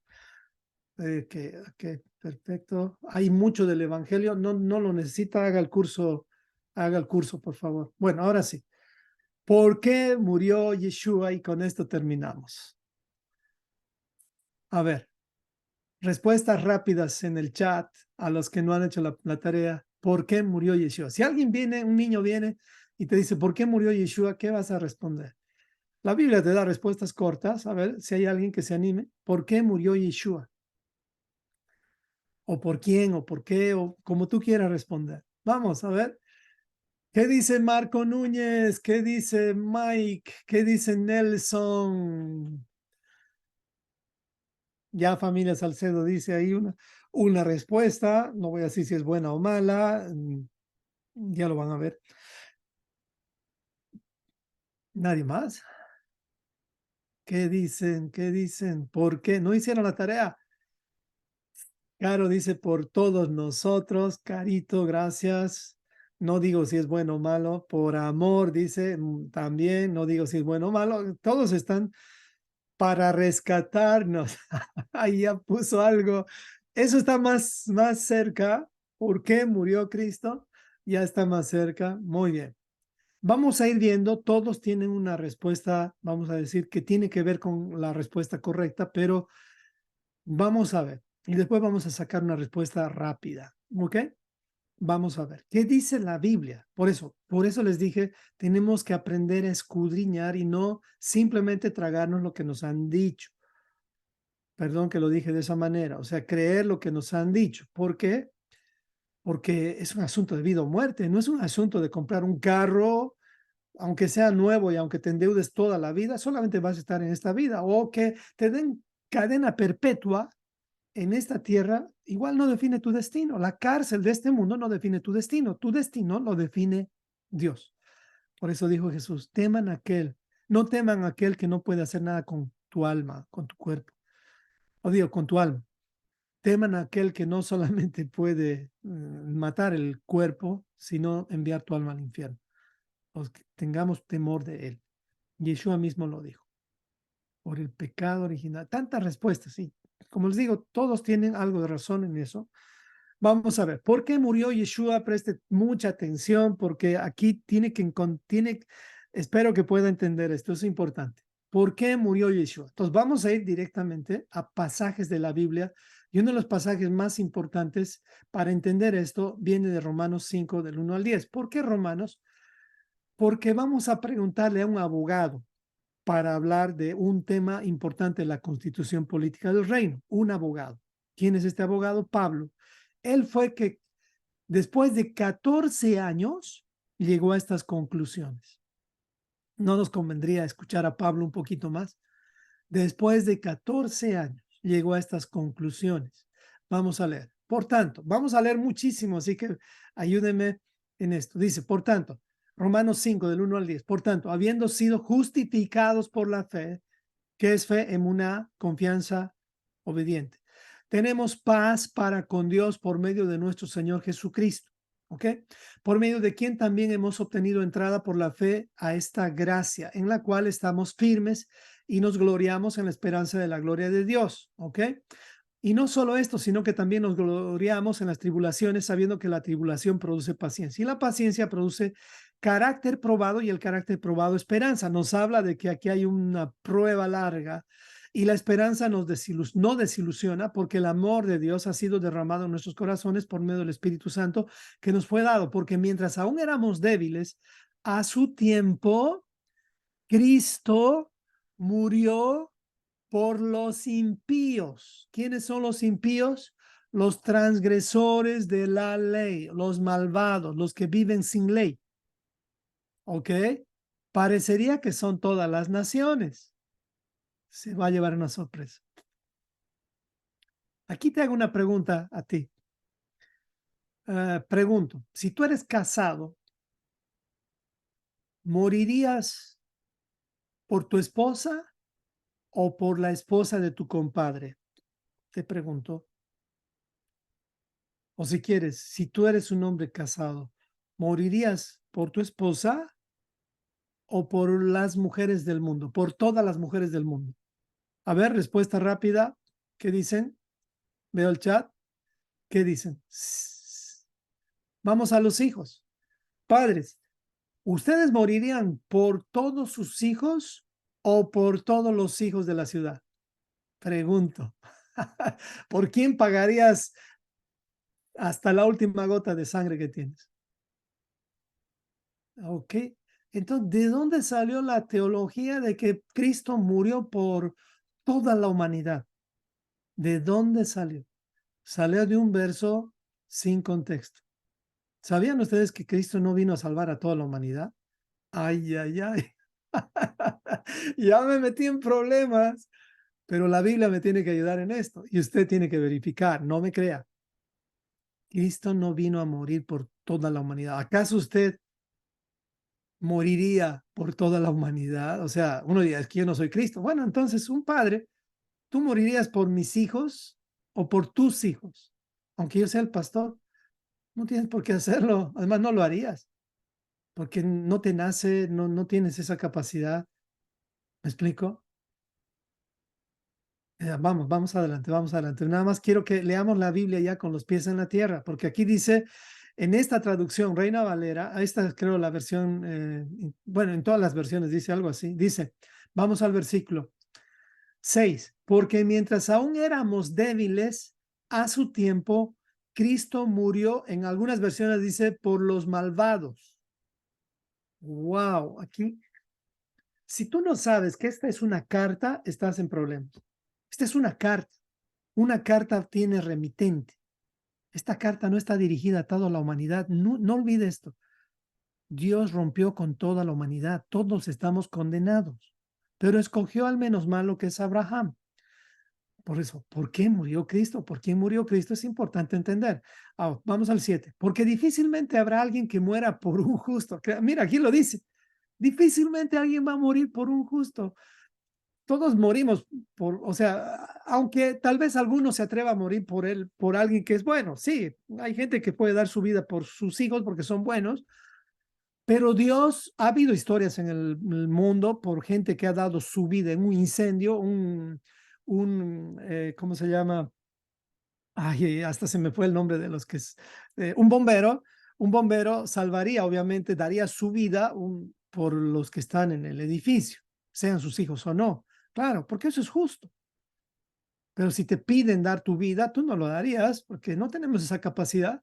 Yo no la tengo, solo Cristo tiene eso. Pero Dios demuestra su amor para con nosotros en que siendo aún pecadores, Cristo murió por nosotros. Aquí ya se va cerrando la brecha. ¿Quiénes son nosotros? Nosotros será todo el mundo. Para un esposo, ¿nosotros serán todas las mujeres o solamente su esposa? Ah, entonces mucho más habiendo sido ahora justificados por su sangre. Seremos salvos de la ira de Dios por medio de él. Si alguien te pregunta, ¿de qué somos salvos? No somos salvos del infierno. ¿De dónde sacaron eso? No usted, sino el que le dijo. ¿De dónde sacamos eso? Somos salvos de la ira de Dios. El ser salvados del infierno es otra doctrina que no tiene pies ni cabeza. Pero como no tengo el tiempo, nada más hoy le estoy dejando muchas cosas como para que usted diga, ¿qué? ¿Cómo? Esa es mi intención, en realidad. Pero hoy sí le voy a mostrar por qué murió Jesús. Es entonces mucho más, habiendo sido ahora justificados por su sangre, seremos salvos de la ira de Dios. Muy importante eso, por medio de Cristo. Porque si cuando aún éramos enemigos, fuimos reconciliados con Dios por la muerte de su Hijo, mucho más habiendo sido reconciliados, seremos salvos por su vida. O sea, la salvación es una promesa, una esperanza futura. ¿Me explico? Que nos debe mostrar algo que tiene que ver con un trabajo que tenemos que hacer. Es verdad, somos salvos por gracia, pero no es tan así si vemos que también nosotros tenemos que hacer una parte, pero no la parte de la salvación. La salvación es un regalo, pero la salvación solita no funciona. La salvación y el señorío de Cristo son como una moneda de dos caras. Jesús es como una moneda de dos caras. Él, por un lado, es el Señor y por otro lado es el Salvador. ¿Alguno de ustedes podría separar las dos caras de una moneda? Si lo hace así, pues utilice a Jesús como el Salvador y olvídese de obedecerle. Eso es lo que han hecho muchos con Jesús. Lo tienen como el Salvador y no tienen que obedecer nada porque todo es por gracia. Y si obedecen, van a caer de la gracia. ¿De dónde han sacado eso? Por no saber cruzar los versículos. Separe una moneda y va a entender. Jesucristo no se puede separar de ser Salvador y Señor. Él es Salvador y al mismo tiempo es el Señor. Ok. ¿Dónde dice que Jesús no murió por todos? Mateo 1:17. Vamos a ver. Y dará a luz un hijo y le pondrás por nombre Jesús, Yeshua, porque él salvará a todo el mundo de sus pecados. ¿Dice así? No dice así. Porque él salvará a su pueblo de sus pecados. ¿Podría poner en el chat quién es su pueblo? ¿Quién es su pueblo? Por favor. ¿Quién es su pueblo?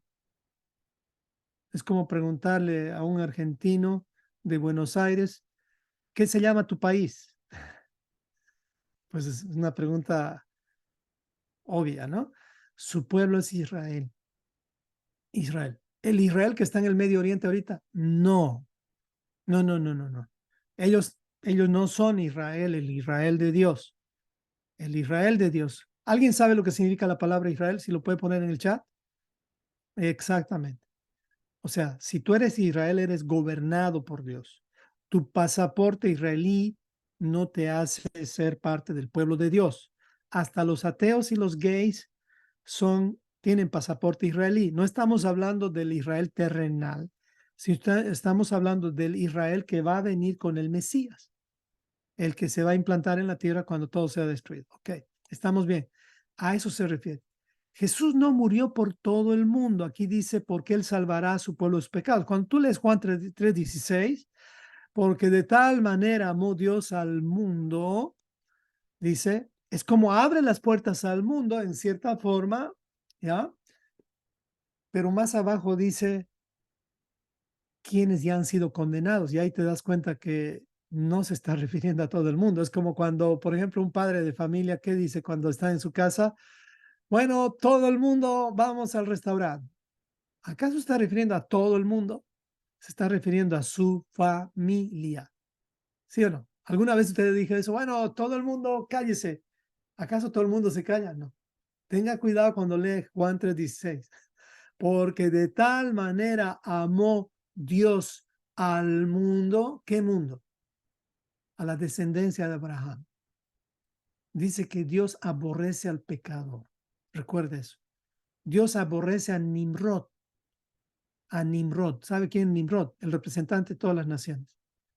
Nimrod. Él es el papá de los romanos y de los griegos, por si acaso. Nimrod. Vamos a tener cuidado con esto entonces. Seguimos. Espero que no se enoje conmigo, por favor. Paciencia. Entonces aquí ya vemos un solo pasaje. No me crea, verifíquelo usted. ¿Ok? Por favor. Pero escuche. Aquí dice Juan 17:9. Yo ruego por ellos. ¿Quiénes ellos? Israel, por su pueblo. ¿Qué dice aquí? No ruego por el mundo. Bueno, creo que las cosas están un poco más claras aquí. No ruego por el mundo, sino por los que me diste, porque tuyos son. Entonces, ¿por qué murió Jesús o por quién murió Jesús? Ya estamos entendiendo. Murió por los malos, por los pecadores, pero no está incluyendo a todo el mundo, por los pecadores que son linaje de Abraham. Porque ¿qué pasa con todos los que no son linaje de Abraham? Ya son condenados. ¿O tú darías tu vida por alguien que ya fue condenado a no ser que haya un pacto? A no ser que haya un pacto. Dios hizo un pacto con Abraham. Y si Jesús vino es para cumplir ese pacto y salvar al linaje de Abraham. No a todo el mundo. Todo el mundo ya tiene condena. Solamente estamos aquí. Por eso te digo, ¿qué pierdes al acercarte a Cristo? Nada, es ganancia pura, porque ya estás condenado. ¿Quién de ustedes no va a morir? Todos vamos a morir. Todos estamos bajo maldición. A ver si me explico. ¿Sí o no? ¿O hay alguno de ustedes que ya encontró la fuente de la vida eterna sin Yeshua? Es imposible. Todos estamos condenados. Ninguno de nosotros realmente es salvo a no ser por Yeshua. Entonces Juan 3:18 dice, el que en él cree no es condenado. Estamos en Juan 3:16, no leen Juan 3:18. El que en él cree no es condenado, pero el que no cree ya ha sido condenado. Por favor, téngame paciencia porque le voy a enseñar algo que le va a ayudar muchísimo en un momentito. Entonces, la muerte de Yeshua nos reconcilia, nos redime, pero no a todos, a su pueblo. Nos redime con Dios, nos reconcilia con Dios para que, ¿sí? Para que seamos salvados de la ira de Dios. ¿Se entendió? ¿Por qué murió Yeshua? Ya vamos entendiendo. Murió para salvar a su pueblo, a todo su pueblo. No, a los que están redimidos, porque no todo su pueblo está redimido. ¿Usted sabía eso? No todos, porque no quieren aceptar a Yeshua. Entonces, hay muchos pasajes. Aquí dice Gálatas 3:13, Cristo nos redimió de la maldición de la ley. Muchos piensan que esto se refiere a que la ley ya no está vigente. ¿Por qué razón? Porque usan la Biblia sin contexto. ¿Acaso la ley no trae también maldición? Les pregunto algo. Mencióneme una ley buena en el mundo, en este momento, cualquier ley buena. Por ejemplo, yo voy a darlo por el tema del tiempo. ¿Qué acaso no es una ley buena decir, por ejemplo, vamos a decir que por ley nadie puede entrar en tu casa? Por ley. ¿Sabía usted eso? Se necesita un documento para que alguien entre a tu casa. ¿Quién te protege? La ley. Pero si tú rompes la ley, ¿pueden entrar a tu casa? Sí, la ley también dice eso. ¿Entiendes? Esa es la maldición de la ley. A ver, pónganse a pensar un poquito. Pensamos la maldición de la ley y ya estamos viendo a Satanás con 3 cuernos y la cola. No, la maldición de la ley es por no obedecer la ley. Vamos a otro ejemplo. La mala interpretación nos hace llegar a conclusiones religiosas. Otro ejemplo. Por ejemplo, manejar tu auto en el límite de velocidad permitido es la ley, ¿sí o no? Es una bendición, ¿sí o no? Porque te puedes mover de un lugar a otro, puedes viajar a países, puedes hacer muchas cosas. Pero si pasas el límite de velocidad, estás bajo la maldición de la ley. ¿Qué te va a llegar? ¿Un premio o una penalidad? Un problemón. Vas a tener que pagar muy caro. ¿Me explico? Y si acumulas durante toda tu vida un montón de tickets, no te va a alcanzar tu vida para pagar. Alguien tiene que pagar por ti. ¿Qué es la maldición de la ley? Pues la maldición de la ley son las consecuencias por no obedecer la ley. ¿De qué estamos hablando? ¿Acaso la ley nos maldice? Pues claro, cuando no lo obedecemos nos va a maldecir. La ley es buena, pero también nos maldice. ¿Quién quiere una ley que sea solamente bendición? Pues eso lo puedes encontrar en los sueños de alguien, pero no en la realidad. Lo puedes encontrar en la religión. Sí, la religión te habla de eso. Que todo va a ser como paz y amor cuando estemos con el Señor. Verdad en un sentido, pero también va a haber Torah cuando estemos con Él. ¿Acaso en el jardín del Edén no había consecuencias? Hermanos amados, el hecho de que vayamos a la vida eterna y diga que no hay enfermedad, no quiere decir que vas a vivir como te dé la gana. Va a haber Torah también ahí. Nada más que ya vas a estar tan educadito que no te va a gustar pecar. Porque ya sabes la historia de Adán y Eva, ya sabes la historia de Abraham, ya tienes toda la historia.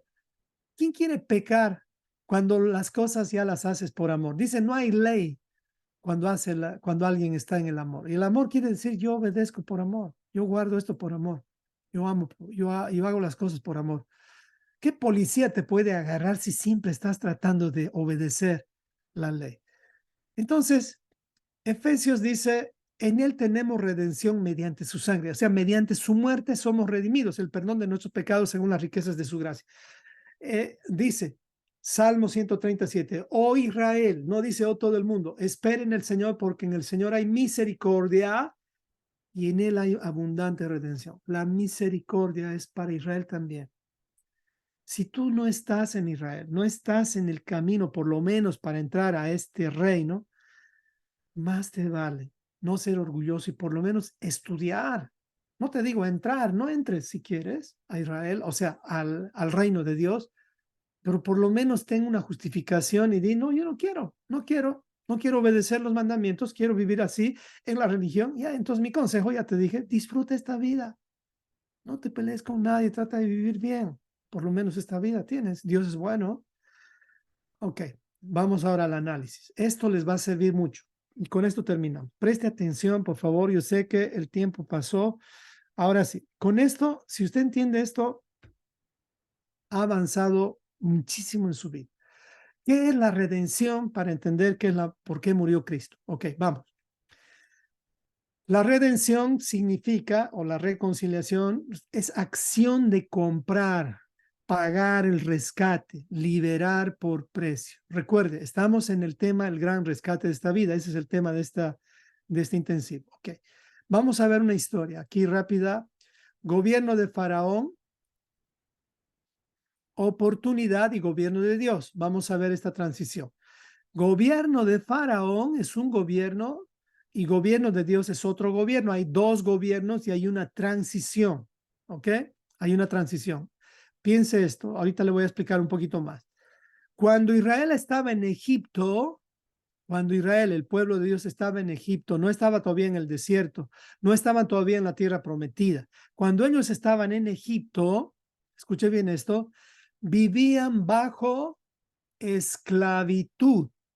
O sea, si tú vives bajo el gobierno de Faraón, ¿qué es el gobierno de Faraón? El sistema sin Torah, el sistema de este mundo, estás bajo esclavitud. ¿Cuál es esa esclavitud? Al pecado. Vivimos bajo la esclavitud del pecado. ¿Por qué? Porque realmente no vas a encontrar libertad a no ser que Cristo te libere de esas cadenas. El mundo está en pecado, está bajo esclavitud, no se da cuenta porque cuando alguien nace en esclavitud, vive en esclavitud, se reproduce en esclavitud, pues piensas que eso es la vida. No, tiene que haber un momento de parar y despertar. Entonces, aquí se redime. Escuche bien esto. La redención ocurre cuando te das cuenta y dices, estoy bajo el gobierno de Faraón, estoy en esclavitud, viene el que te redime y te compra. Escúchame bien esto. Te redime y te compra, ¿ok? Aquí es Pesaj.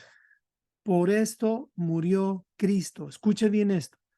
Aquí muere Cristo. Pesaj. Recuerda usted, viene Pesaj y el día que fueron liberados de Egipto, muere un cordero. ¿Se entendió? Muere un cordero. Estaban con las puertas abiertas. Es como a los presos se les abrió las puertas de la cárcel. Eso es redención. Alguien paga el precio. Pero ahí termina el asunto. No, porque todavía en Pesaj estás bajo el gobierno de Faraón. Estás en el territorio de Faraón, si quieres. Todavía estás en el territorio de Faraón. Entonces, ¿qué es lo que tienes que hacer? Dios te da la oportunidad de salir y te llama y te dice, ven, vas a ser un hebreo. Ok, Cristo muere, te redime, pero no termina ahí. Su muerte tiene algo más. Su muerte también te saca de Egipto. O sea, no te deja ahí. En otras palabras, tú puedes ser redimido, pero puedes estar perdido. Los redimidos pueden terminar en condenación, sí, si se quedan en Egipto. Si tú vives bajo el gobierno de Faraón, tu redención no sirvió para nada. En vano murió Cristo, dice la Biblia. En vano murió Cristo. La sangre de Cristo fue un regalo para ti que no lo aprovechaste. Fuiste redimido, pero te quedaste en Egipto. Pero Dios te da una oportunidad. Esa oportunidad es el desierto, es este mundo. Este mundo es como un desierto. Y Dios aquí te quiere hablar, no en Egipto. No pienses que Dios te va a hablar en Egipto sus mandamientos, te va a dar la luz para que salgas de una vez de este mundo y llegues a la tierra prometida. Dios te va a preparar. Tú y yo, si estamos vivos, estamos viviendo un tiempo de preparación. ¿Qué es la preparación? Bíblicamente se llama la preparación tevilá, bautismo. No el bautismo de darse un chapuzón en el agua. No, no me refiero a eso. Y menos el bautismo en nombre del Padre, el Hijo y el Espíritu Santo. Eso es otro bautismo, otro evangelio. Nada que ver con la Biblia. No hay un solo lugar en la Biblia donde se haya bautizado así a alguien. Eso está en el versículo de Mateo 28, 18, mal traducido. Entonces, fíjese bien, le explico. Después del desierto, después de estar en Egipto, salieron y 50 días después, ustedes saben que recibieron la Torá, pero ¿qué pasó en ese interín? 2 días después, exactamente después de que salieron de Egipto, Faraón los persiguió. Dios en este mundo va a permitir que Faraón todavía te esté molestando o todavía esté tratando de ser influencia. Es por eso que Dios quiere que te bautices. ¿Qué es el bautismo? El bautismo es como entrar en el agua y salir del agua. Eso es el bautismo. Entrar y salir. Entras en el agua como pecador, como ya redimido, obviamente. Entras en el agua en tus pecados son lavados en el agua y si todo sale bien, sales y resucitas, sales a una nueva vida. Vamos a ver qué pasó con Israel. Israel entró al agua, ¿dónde? En el mar. ¿Qué pasó? Faraón los estaba persiguiendo. Siempre te va a perseguir Faraón. Faraón te persigue. Entonces Israel entra al agua, entra al mar, se abre el mar, se bautizan. Eso es el sinónimo de bautismo. Israel sale victorioso, resucitado, como una nueva oportunidad de vida. Pero cuando entra Egipto al agua, entra la religión al agua, no salen más. Escuche bien esto. Faraón y todos los seguidores de Faraón, religiones, humanismo, filosofías humanas, van a entrar al agua y no van a salir del agua, porque el agua representa la ira de Dios. ¿Qué representó el agua con Noé? La ira de Dios. El agua fue la ira de Dios. ¿Quiénes se salvaron en el diluvio? Los que estaban dentro de la presencia o del arca de Dios. Ahí la ira de Dios no se derramó alrededor del arca. ¿Dónde se derramó la ira de Dios cuando el pueblo salió de Egipto? En el mar. ¿Qué pasó en el mar? El pueblo de Israel salió porque fue redimido. Entendió que la redención solamente es un comienzo para la salvación, para llegar a la salvación. La salvación es una promesa futura. La salvación no es lo mismo que redención. No confundamos salvación con redención. Uno dice, ya Él me ha redimido, hasta cantamos, Él es mi redentor. Sí, pero deja de vivir en Egipto, sal de Egipto. Si no, cuando venga la ira de Dios, no vas a salir. El bautismo, la purificación va a durar toda la vida. Por eso hay varios bautismos, dice la Biblia. En esencia hay dos, bautismo de arrepentimiento, que es el de conversión, y el bautismo de purificación, que también es de arrepentimiento, pero ya es un teshuvá constante. Dos bautismos, de conversión y de purificación. Un solo bautismo de conversión, cuando te conviertes a Yeshua y Él te entrega la Torah para que vivas conforme a la Torah, ese está bautizado. Pero si te han hecho un chapuzón nada más y te han entregado el librito, la denominación a la cual perteneces, pues vas a ser un buen hombre, un buen cristiano, una buena persona, pero nada más. Que vas a vivir sin ley igual. Igual estás bajo Faraón, lamentablemente. Tienes que salir de ahí. Sal de Faraón, del gobierno de Faraón, y sube a la tierra prometida. ¿Qué ocurrió después de que salieron del mar victoriosos? ¿Dónde estaba Egipto? Destruido. Faraón y todo el ejército de Egipto estaba destruido. Eso es lo que va a ocurrir, pero ya no va a ser por agua, va a ser por fuego. La purificación ya no va a ser por agua, va a ser por fuego. Ahora te puedes purificar por agua, el bautismo, pero cuando llegue el día del juicio del Señor va a ser por fuego. La purificación ya va a ser para que puedas entrar en el Edén. O sea, como el oro es purificado, así nos van a purificar. No te va a doler, no te preocupes, porque Cristo dice que va a separar a sus escogidos. No se preocupe por eso. Entonces, así es donde vamos a la vida eterna o a la salvación. La salvación no es redención. La salvación ya es el estado en el cual nada ni nadie te puede hacer daño. Estás en la vida eterna. Ahorita estamos en ese proceso. Por eso dice, los que perseveran hasta el fin, estos serán salvos. ¿Ok? Estos serán salvos. Dice Marcos 6:16, el que creyere. ¿Qué es creer? Creer es entender que debe ser redimido, confiar y obedecer. Creyere y fuere bautizado. Bautizado quiere decir entrar en el mar, o sea, es recibir la ira de Dios, y en esa ira de Dios, cuando tú te mueres, bautismo es sepultarte, estás muerto en Cristo, después vienes y serás salvo. Tres pasos, por eso les mostré este cuadrito para entender Marcos 6:16. ¿Se entiende mejor? El que creyere, el que es redimido, y no acaba ahí, y fuere bautizado, será salvo. Va a encontrar otros contextos en la Biblia que dice, el que creyere será salvo. Sí, porque ellos ya estaban bautizados, está hablando con los israelitas. Ellos ya fueron bautizados, solamente dijeron, pero ¿qué hacemos ahora cuando Pedro predicó? Ellos dijeron, arrepiéntanse y bautícense prácticamente, y pues ya directamente van a entrar. ¿Me explico? Entonces, ¿qué pasa con el que no cree? Nuevamente Marcos dice, más el que no creyere, o sea, el que no acepta la redención, el que dice, sí, yo creo en Jesús, pero no acepta la redención porque se queda bajo el gobierno de Faraón, será condenado. Wow, esto es algo que le va a ayudar a entender muchísimo, para no entender que simplemente se trata de principios que no tienen ni pies ni cabeza. Yeshua dio su vida, es decir, su sangre, para redimir, es decir, comprarnos, liberarnos de las maldiciones de la ley. ¿Qué parte de la ley nos puede maldecir? Yo no le, bueno, hay muchos versículos, pero 4 razones necesarias por las cuales murió Jesús, y esto para que usted sepa ¿por qué es que somos redimidos? Si alguien le pregunta, ¿por qué murió Cristo? Aquí están las 4 razones. No las voy a explicar porque no me va a dar el tiempo. Razón número 1, ¿por qué tenemos que ser comprados?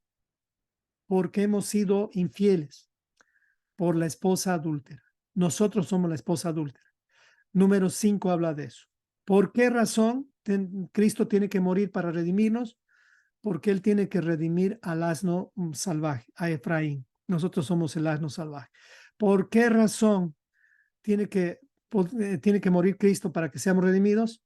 Porque también tiene que redimirnos, porque Él es el pariente cercano. Judá no nos quiso redimir. Los judíos no nos quisieron ayudar, lamentablemente. Pero sí un judío, el pariente cercano, Yeshua. Aquí se ve la historia de Ruth, si tú quieres. Aquí está redención. Y dice, Noemí le dice a Ruth, hay un pariente que te puede redimir. Ruth nos representa a nosotros, a los que queremos, pero no somos parte del pueblo. Y pues quien redimió a Ruth fue el pariente cercano, vos. ¿Por qué razón tuvo que morir Cristo? Para también redimir al primer Adán. Ustedes saben que el primer Adán fue redimido por un cordero, ¿sí? Pero ahora el cordero de Dios que quita el pecado del mundo va a redimir también a Adán. Por eso es que Jesucristo es conocido como el segundo Adán. Si alguien le preguntó y no sabía, esa es la razón. Jesús es el segundo Adán, porque el primer Adán se perdió, aunque Dios lo rescató, por eso lo cubrió, pero Jesús viene a redimir también a ese Adán porque quita el Cordero de Dios, quita el pecado del mundo, no cubre solamente. ¿Okay? Y bueno, hay una redención más, en realidad hay más, la redención del primogénito. Sí, Dios quiere restaurar a los primogénitos. ¿Sabía usted eso? Los levitas no van a ser los que van a dominar, o digo, gobernar, manejar el templo en realidad. Ellos están manejando el templo porque los primogénitos le dieron la espalda a Dios el día en el cual Moisés subió al Sinaí. Todos los primogénitos le dieron la espalda, excepto la tribu de Leví. Entonces, Dios ahí desechó a los primogénitos y aquí los está redimiendo, los está rescatando nuevamente con Yeshua. Por eso a Jesús se lo conoce como el primogénito de toda la creación. Aquí le estoy dando 5 razones que estoy seguro que muy pocos han escuchado y esto lo va a ir encontrando. No porque yo lo diga, no, para nada, yo soy un estudiante nada más, pero para que empiece a cernir lo que está escuchando en muchos lugares. Yo solamente tengo la explicación de la esposa, puede sacarle fotos, aquí está, por qué es que se tiene que remitir a la esposa adúltera, porque Dios le dio carta de divorcio a las 10 tribus. Entonces, estas 10 tribus, solamente fotos, las puede llevar ahí, no pueden volver a casarse con el primer marido. El primer marido, la única forma que tiene para poder casarse con su esposa, primera mujer, es muriendo por él, muriendo por él. Hay mucha explicación en esto. Sé que no me va a dar el tiempo, no quiero ya dejarlos colgados, pero esto se va a dar en el curso intensivo. Así que esas son las razones por las cuales murió Cristo, por las cuales murió Cristo. Este es el gran misterio y hay más en la Biblia, pero por esa razón principalmente murió Cristo. Ahora sé que ustedes me han enviado tareas, por ejemplo, muchos me han enviado de esta academia de, ¿cómo se llama? La academia, por si acaso ya están desmuteados, la academia Steady Calm, ¿no? Steady Calm. Miren, ellos son una academia de enseñanza, es como Grecia y Roma están bien metidos ahí en Steady Calm. No es que quiero que no vea, si quiere usted vea, pero ahí va a llegar a conclusiones muy como frías. Va a terminar viendo a Yeshua como un profeta más. Revise bien de dónde está aprendiendo la Biblia. Ellos mismos lo dicen, Steadicam es una productora de videos. ¿Me explico? Su objetivo es impresionarle, pero lamentablemente ellos no tienen la interpretación de Yeshua en sus textos. Ese es el problema. ¿Ok? O sea, muchos me han enviado esos videos, los he visto, los conozco, pero les recomiendo que esos los vea Cuando ya esté por lo menos en el tercer nivel de interpretación bíblica, cuando ya sepa escudriñar, porque así no le van a agarrar. ¿Me explico? Bueno, aquí voy a parar, permítanme orar y después los comentarios. Amado Señor, te doy gracias por este tiempo. Hay tanto, tanto por aprender. Mi único objetivo era provocar en ellos un interés para estudiar tu palabra, Señor. No todo lo que he dicho es lo que realmente yo quisiera que ellos crean que de aquello que he dicho sea tu palabra, que ellos crean en eso. Por favor, guíales a escudriñar porque esa es la única forma de encontrar la vida eterna. Ayúdanos, Señor. Encontrando la vida eterna, escudriñando tu palabra, vamos a conocerte a ti. Y el conocerte a ti es conocer la vida eterna. Ayúdanos, Señor, a entender semejante oportunidad de vida que tenemos. Gracias, Señor. En nombre de Yeshua. Amén y amén. Muy bien.